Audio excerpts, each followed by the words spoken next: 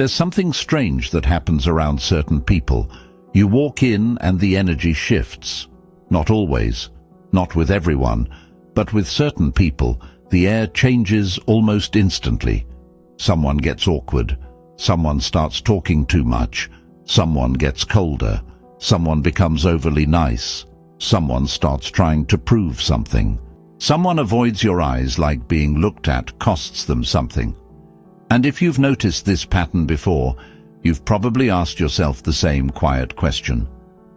Why do some people get weird around me when I didn't even do anything? That question matters, because most of the time you really didn't do anything. You didn't challenge them. You didn't insult them. You didn't try to make them feel small. You were just present. We go deeper. I want to ask you something early for the comments. Have you ever had someone act tense, cold, competitive, or strangely performative around you for no obvious reason? Because a lot of people have experienced this exact thing, pressure to the gap between their persona, the social mask, and their shadow, the parts of themselves they keep buried, denied, or cut off. So let's talk about what actually starts happening inside insecure people when they meet you. Because once you understand the internal sequence, their behavior stops feeling so random. 1. The first thing that happens is comparison. The first thing that usually happens inside an insecure person when they meet you is not hatred, it's comparison. Immediate, involuntary, often silent comparison. They compare how you carry yourself, how you speak, how you don't speak, how much space you take without forcing it, how settled or unsettled you seem, how much approval you do or don't appear to need. And the strange part is, you may not even register yourself as impressive. You might just be calm, or observant, or self-contained, or less eager to prove something than the average person. But to an insecure person, those things are loud, because insecurity is always scanning the room for position. Who is above me? Who is below me? Who threatens my image? Who makes me feel stable? Who makes me feel exposed? So the comparison begins before any real connection has even formed, and once comparison begins, something internal tightens. If your energy feels grounded, they compare it to their restlessness. If you feel sincere, they compare it to their performance. If you feel self-possessed, they compare it to the way they still need feedback to stay coherent. And the worst part? They may not consciously know they're doing it. All they know is that something about you is making them aware of themselves in a way they don't enjoy. That's why the reaction can feel disproportionate. You're not competing with them, but they are already measuring themselves against you. That is the first shift. And once a person begins measuring themselves in your presence, they are no longer relaxed. Now they are managing an inner ranking system that has nothing to do with what you intended. 2. Then their persona starts working overtime. This is where Jung becomes incredibly useful. Jung spoke about the persona as the social face, the mask people build to function in the world, to be accepted, admired, protected, or taken seriously. Now think about what happens when an insecure person meets someone whose presence feels solid. The persona gets activated, fast, because now the insecure person is no longer just being. They are managing. Managing how they come across. Managing whether they look smart enough, strong enough, attractive enough, composed enough, funny enough, important enough. And the more internally shaky they are, the harder the persona has to work. That's why some people become strangely over-polished around you, or overly articulate, or too nice, or too confident, or too detached, or suddenly very spiritual, or suddenly very accomplished. They are not relaxing into connection. They are curating themselves under pressure, because something in them is saying, I cannot afford to look weak in front of this person. Again, you may not have done anything to create that. But your presence may have awakened the fear that the usual mask won't be enough. And when insecure people suspect the mask is not landing the way they hoped, one of two things happens. Either they intensify it, or they start resenting the person in front of them. That is why calm people can create so much hidden agitation in others. Not because calm is arrogant, but because calm makes performance louder. And anyone living through persona feels exposed when someone else doesn't seem to need it as much. 3. Your presence wakes up their shadow. Now we move into the deeper layer. The shadow. In Jungian psychology, the shadow is not just badness. It's everything the ego pushes away. Shame, envy, fear, dependency, need, inferiority, anger, weakness, and also unlived strength, disowned honesty, and parts of the self that were never allowed into consciousness.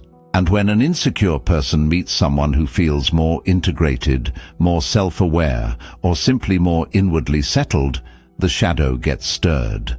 Why? Because your presence doesn't just show them you, it reminds them of what they have not dealt with in themselves. If you are honest, it may awaken where they are fake. If you are calm, it may awaken where they are chaotic. If you are boundaried, it may awaken where they still beg.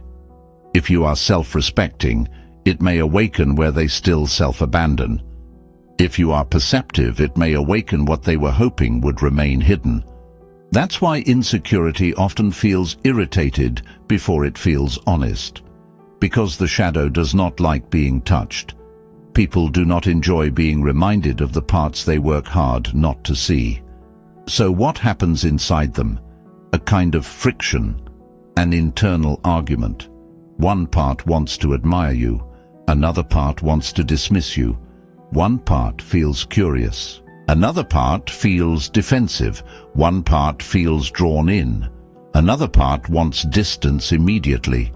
That contradiction is important, because insecure people are often not having one reaction to you, they're having several at once. Admiration mixed with resentment, curiosity mixed with shame, respect mixed with comparison, attraction mixed with self-protection. And that inner conflict is exhausting, so instead of processing it, many people act it out. That's when you start seeing the weird behavior. 4. They feel exposed, even if you never exposed them. One of the strangest parts of this dynamic is that insecure people often feel exposed around you, even when you have said almost nothing. That's because exposure is not always verbal. Sometimes it is energetic, sometimes it is perceptual, sometimes it is the simple experience of being around someone who notices what other people miss. The fake confidence, the overcompensation, the hidden jealousy, the wounded pride, the pressure under the smile, the strange mismatch between the words and the tone. And if you are the kind of person who picks up on that naturally, insecure people often feel it before you even name it. Not because you're reading their mind in some magical way, but because your attention is not shallow. You register inconsistencies. You notice the little fractures in the performance, and for secure people, that's not terrifying. Secure people can tolerate being seen.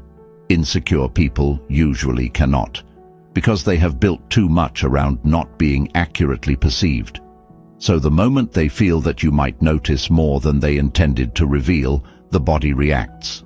Tension, defensiveness, over-talking, joking, distance, coolness, sudden attitude. And from your side, it feels confusing, because you may not even have consciously judged them. You may simply have been present enough for them to feel their own instability. That's the key. Sometimes people don't feel exposed because you attacked them. They feel exposed because your presence made them aware of what they were already leaking. That kind of exposure hurts in a very private way, and people usually don't respond to private hurt with honesty. They respond with protection. 5. They start trying to restore height. Once an insecure person begins feeling smaller, exposed, or internally disorganized around you, they usually try to restore height. That's the next stage. They need to feel bigger again, more certain, more important, more attractive, more advanced, more correct, more socially powerful. So what do? They start compensating. Some become louder, some become more opinionated, some become sarcastic, some start name-dropping, some subtly correct you, some talk over you, some become intensely helpful, some try to one-up you with stories, knowledge, pain, wisdom, or experience. The form changes. The motive is the same. They are trying to recover internal altitude, because when someone feels small around you, staying in that feeling is unbearable unless they've done deep work on themselves. Most people haven't. So instead of sitting with the feeling and asking, why did this person activate me? They instinctively move toward compensation. That's why insecure people often look strongest precisely when they feel weakest. Their display is not proof of confidence. It's often proof of internal loss of balance. And you can feel that difference. Real confidence has room in it. Compensatory confidence feels crowded. Real confidence can breathe. Compensatory confidence feels like it is holding itself together, one gesture at a time. So if someone gets exaggerated around you for no obvious reason, it's often because something inside them lost proportion. And now they are trying to get it back without admitting what happened. 6. This is when they start projecting onto you. This is the moment where internal discomfort starts becoming external behavior. Projection. Jungian projection is one of the most useful ways to understand this whole pattern. When people cannot own what is happening inside them, they often place it outside themselves. If they feel inferior, suddenly you are arrogant. If they feel exposed, suddenly you are intense. If they feel unstable, suddenly you are hard to deal with. If they feel threatened by your self-possession, suddenly you think you're better than everyone. That's how projection works. It relocates the problem. And the genius of projection, if you can call it that, is that it gives the insecure person immediate relief. Now they don't have to say, this person made me aware of how much I perform. Now they can say, this person has weird energy. Now they don't have to say, I felt small around them. Now they can say, they're intimidating.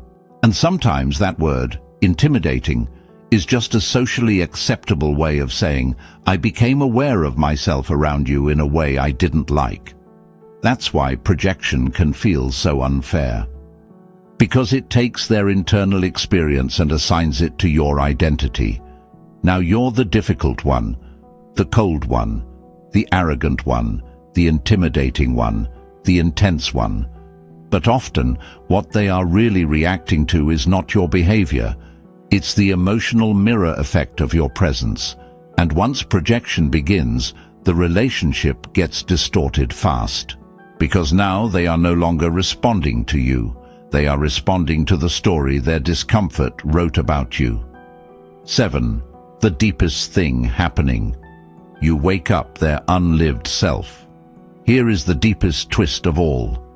Sometimes insecure people are not reacting to your confidence, or your calm, or your clarity, or your boundaries. Sometimes they are reacting to the part of themselves your presence awakens, the self they abandoned, the self they once wanted to become, the self that used to feel more real, the self that wanted honesty, the self that wanted freedom, the self that wanted self-respect, the self that wanted depth instead of performance, the self that once knew they were living too far from their center.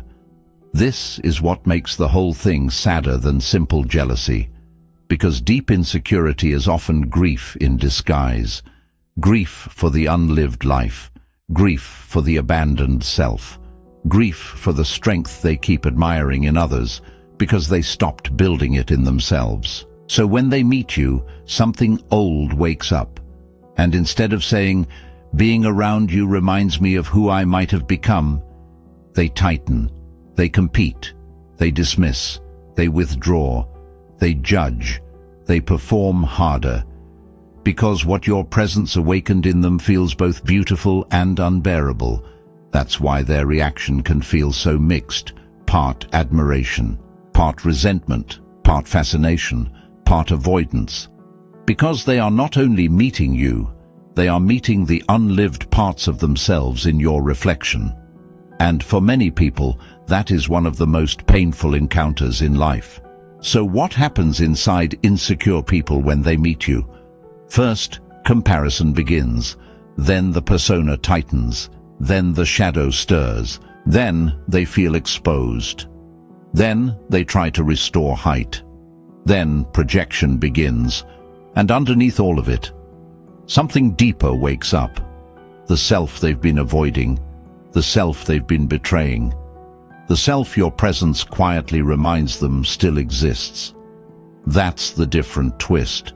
Because most people think insecurity around you means they just don't like you. Sometimes it's much more complicated than that. Sometimes they are struggling with the private collapse of an image. Sometimes they are reacting to the pressure of being seen.